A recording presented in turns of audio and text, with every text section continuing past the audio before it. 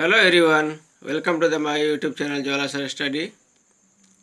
जैसे इस वीडियो में हम देखेंगे राष्ट्रीय पाठ्यचर्या रूपरेखा 2005 एनसीएफ नेशनल करिकुलम फ्रेमवर्क 2005। इस वीडियो में एनसीएफ 2005 के मार्गदर्शक सिद्धांत, प्रमुख सुझाव और उसकी रूपरेखा के बारे में जानेंगे। तो यह video B Ed, BTC, TET, CTET तथा सभी शिक्षक प्रतियोगी परीक्षाओं के लिए बहुत ही महत्वपूर्ण है, तो इसे अंत तक देखेंगे। भारत में राष्ट्रीय शैक्षिक अनुसंधान एवं प्रशिक्षण परिषद द्वारा सन 1975, 1988, 2000 एवं 2005 में 4 राष्ट्रीय पाठ्यचर्या रूपरेखा प्रकाशित की गई है। एनसीएफ विद्यालयी शिक्षा का अब तक का नवीनतम राष्ट्रीय दस्तावेज है। इसकी कार्यशाला एनसीईआरटी दिल्ली में हुई। राष्ट्रीय पाठ्यचर्या की रूपरेखा का उदाहरण रविंद्रनाथ टैगोर के निबंध सभ्यता और प्रगति से हुआ है। इसमें उन्होंने बताया है कि सृजनात्मकता, उदार आनंद बचपन की कुंजी है। मानव संसाधन विकास मंत्रालय की पहल पर प्रोफेसर यशपाल की अध्यक्षता में देश की चुने हुए विशेषज्ञों, विद्वानों ने शिक्षक को नई राष्ट्रीय चुनौतियों के रूप में देखा और इस समिति में कुल 38 सदस्य थे। अब देखेंगे एनसीएफ 2005 के सिद्धांत। एनसीएफ 2005 के 5 मार्गदर्शक सिद्धांत हैं। पहला सिद्धांत है ज्ञान को स्कूल के बाहरी जीवन से जोड़ा जाए, और दूसरा है पढ़ाई को रटंत प्रणाली से मुक्त किया जाए। तीसरा है पाठ्यचर्या पाठ्य पुस्तक केंद्रित न रह जाए। चौथा है कक्षा कक्ष को गतिविधियों से जोड़ा जाए एवं इसे लचीला बनाया जाए। पांचवा, राष्ट्रीय मूल्यों के प्रति आस्थावान विद्यार्थी तैयार हों या राष्ट्रीय महत्व के बिंदुओं को पाठ्यक्रम में शामिल किया जाए।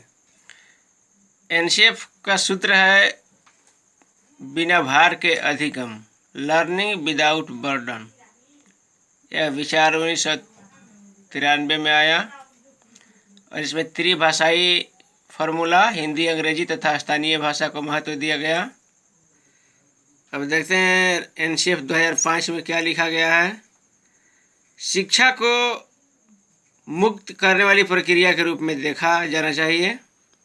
शिक्षा की प्रक्रिया को सभी तरह से शोषण एवं अन्याय, गरीबी, लिंग भेद, जाति से मुक्त होना पड़ेगा, जो हमारे बच्चों को इस प्रक्रिया से वंचित करते हैं।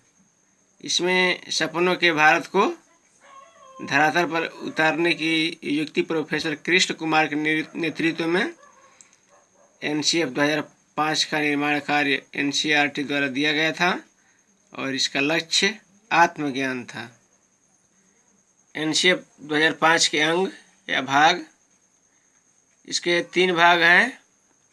पहला, परिप्रेक्ष्य, सीखने का ज्ञान।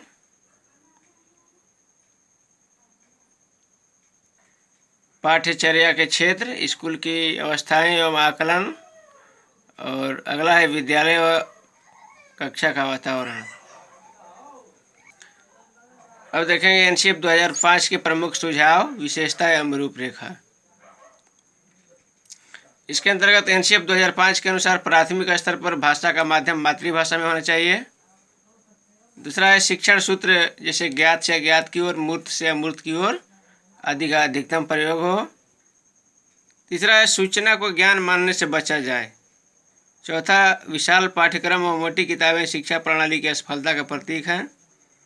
पांचवा है मूल्यों को उपदेश देकर नहीं, वातावरण देकर स्थापित किया जाए।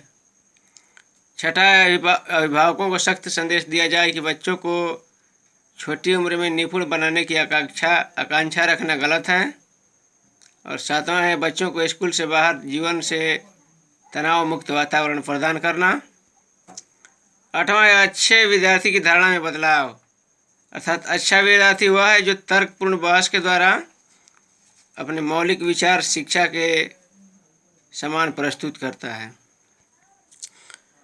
9वां है खेल आनंद की भावना के लिए है, रिकॉर्ड बनाने के बाद तोड़ने की भावना को बढ़ावा नहीं दें। 10वां है पुस्तकालय में बच्चों को स्वयं पुस्तकें चुनने का अवसर दें। अगला है सांस्कृतिक कार्यक्रमों में मनोरंजन के स्थान पर सौंदर्य बोध को बढ़ावा दें। अगला शिक्षकों को अकादमिक संसाधन व नवाचार आदि समय पर पहुंचाए जाएं। नेक्स्ट, शिक्षक अधिगम परिस्थितियों में मातृभाषा का प्रयोग और सजा व पुरस्कार की भावना को सीमित रखा जाए। अगला शांति शिक्षा को बढ़ावा, मानसिक स्तर योजना अनुसार पाठ्यक्रम। और अंतिम है महिलाओं के प्रति आदर, चहुमुखी विकास और समावेशी वातावरण। तो ये थे राष्ट्रीय पाठ्यचर्या रूपरेखा NCF 2005 नेशनल करिकुलम फ्रेमवर्क 5 की महत्वपूर्ण बिंदु, उसके मार्गदर्शन सिद्धांत, मार्गदर्शक 5 सिद्धांत हैं। और NCF का सूत्र बिना भार के अधिगम, लर्निंग विदाउट बर्डन और त्रिभाषाई फार्मूला, हिंदी, अंग्रेजी तथा स्थानीय भाषा। तो इसी तरह के और भी वीडियो देखने के लिए जो सभी शिक्षक प्रतियोगी परीक्षाओं के लिए महत्वपूर्ण है, हमारे YouTube channel Jwala sir study को सब्सक्राइब करें और अपने दोस्तों के पास शेयर करें। धन्यवाद।